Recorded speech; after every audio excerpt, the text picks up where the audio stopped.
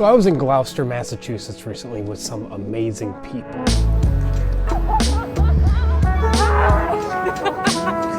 She always does this. And being by the beaches there inspired me. I remember back home that I have this metal detector that's been sitting collecting dust for years now that I've never even hardly opened. I thought, I live by a great lake, Lake Erie, and there's gotta be something that I can find and some adventure I can seek. Although I don't think I'll ever find a treasure, I feel like there has to be something out there to fill this need for adventure that I have in this search for something that lives within me. And so, today we're gonna go metal detecting. And if it's something that you're interested in, something that just itches at you, we're gonna go over the tools you need. I'm Brett Miller. Let's get into it.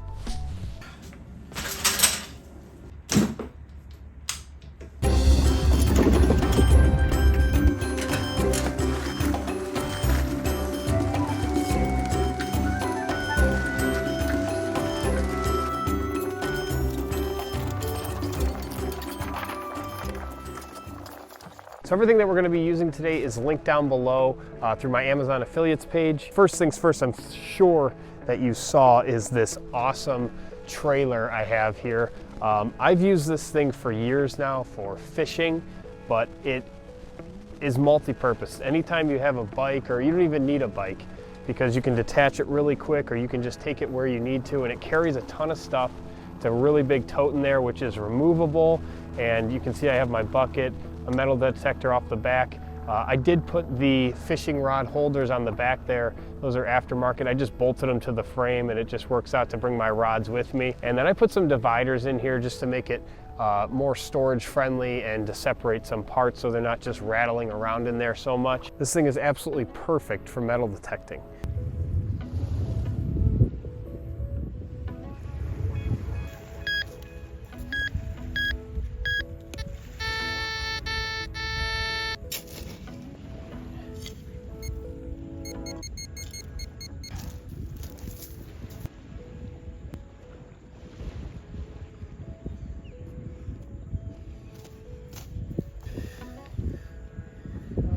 Obviously, one of the more important tools to metal detecting is finding a metal detector that works for you. And if you're just starting out, something like this is the Rico Max. It gets the job done. It actually has impressed me out here. I've actually been hitting a lot of marks, and they're turning out to actually be metal, which is good. And I like this one because it gives you really solid tones, and it's very clear as to everything that's on the display.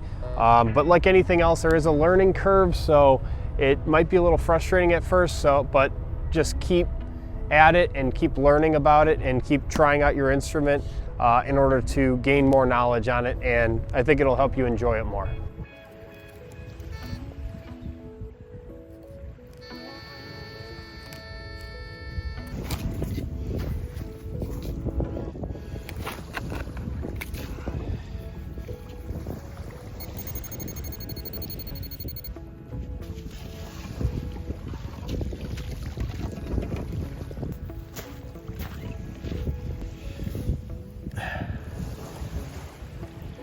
You can tell it's like an old piece of iron or something. It's super heavy, but I guess the good thing to take from this is that the metal detector is working, so that's good.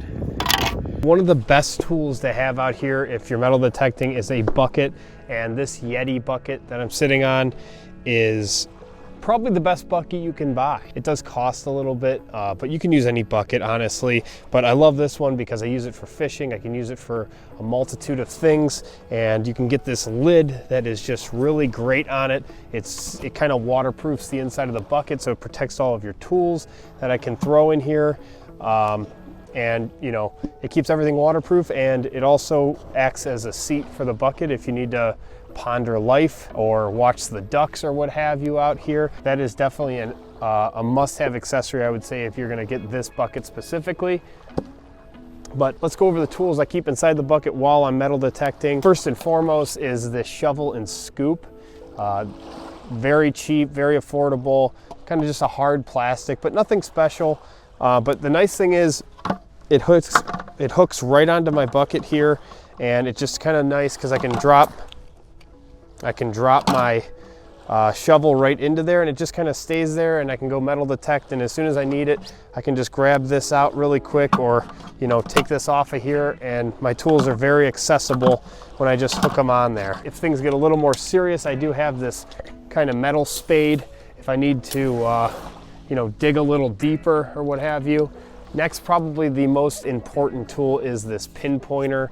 I used to watch a ton of Oak Island, and the guy had one of these on here, and I just thought it was the coolest thing. So when I bought my metal detector, naturally I bought the pinpointer, and it's great. It has a nice haptic kind of vibrating feedback. As soon as you get it towards metal, it just kind of goes crazy, and it has a nice vibration to it. And it has a little LED light here, and I think it's around $20 on Amazon.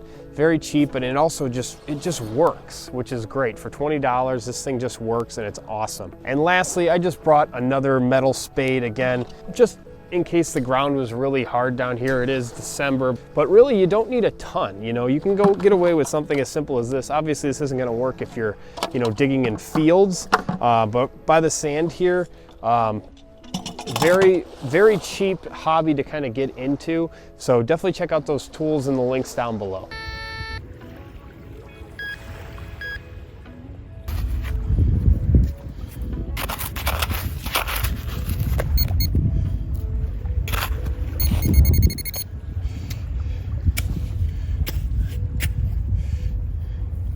Yeah, I mean, this place is just filled with these things.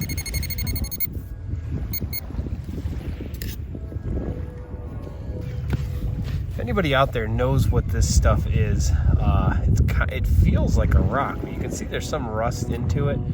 I don't know if it's just hitting on that, or if it's just like an old piece of sheet metal where stuff has grown onto it. Let me know in the comments.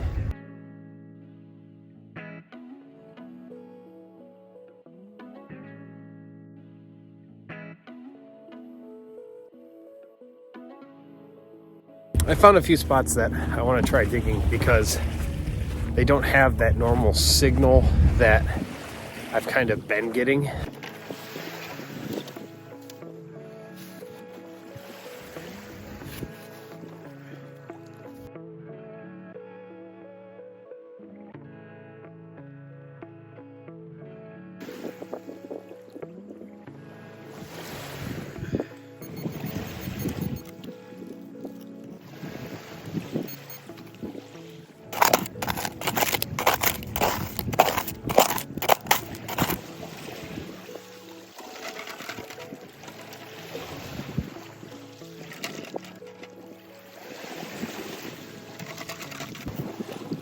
So this swing was hitting pretty good again, and again I just think it's some, fell off of something, or just something eroded after over time, and it eventually just kind of got washed ashore. So I don't think anything special of these. I did find what looks to be like an old bolt or something, probably again from like some rebar.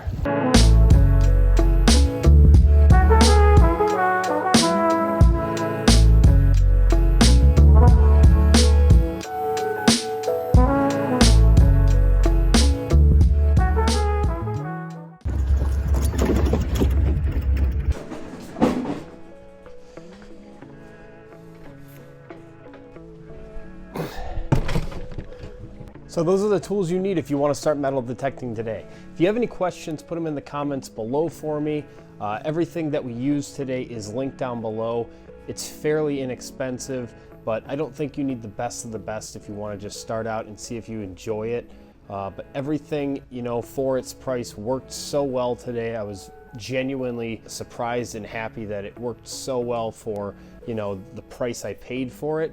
I got a ton of value out of it. Let me know if you have any questions on metal detecting. Again, I am a novice at this, so if you have very technical questions, I probably can't give you the best answers. But just the basic stuff that I learned just from doing it today, I could definitely help you with. Thanks for watching. If you like videos like this, let me know in the comments below, and I'll do my best to create the videos that you guys like to watch. And I'll see you on the next one. I hope you all have a great day.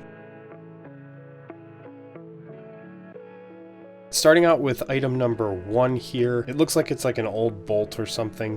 Definitely one of the cooler things we found, just because, you know, you can obviously tell it's not a rock. It's not like these other ones that are just kind of just look like they have something metallic on them, but they're rocks. You know, especially number 3 here. Number 1, you can definitely tell is a man-made item, and it's just cool because it reassures that our metal detector actually works and we're able to find things other than, you know, just these rocks or whatever. Moving on to 2, this one is interesting. It seems like it might be like an old washer. Number 3 here is definitely an interesting one. This is what I hit a lot of, were these rocks that, you know, had some metallic substance on them, or, you know, because nothing on here really looks metal to me, but it absolutely lights up under the metal detector, and even the pinpointer matched it really well, but not around the entire rock. So if you hit like one side, you wouldn't really get that good of a mark, but on this other side you would. So I don't know, you know, to me this could be like, it almost looks like welding, but, you know, we're just grabbing at straws. I don't really know why this would hit. It just has some, you know, metallic substance that the metal detector detects on it. Number 4 here is definitely some type of rebar, or, you know, just a thick piece of steel from something that looks like it was just cut off. Number 5 is definitely an interesting one. It's a lot like number 3 here, but the difference is that it has like a lot more edginess to it, and it even has like, I guess this is like probably a piece of glass up here, if you can catch that on the camera. And I mean, number 6 here, number 6, you know, it kind of looks like something, but it's, you know, again, it just has like that metallic rust to it again, and it almost just looks like a weld, or who knows, it could have been like a nail or something like that that just eroded over time so much. And then this last one just looks like it could be like a nail. I bet you this, though, honestly, is probably just a piece of rebar.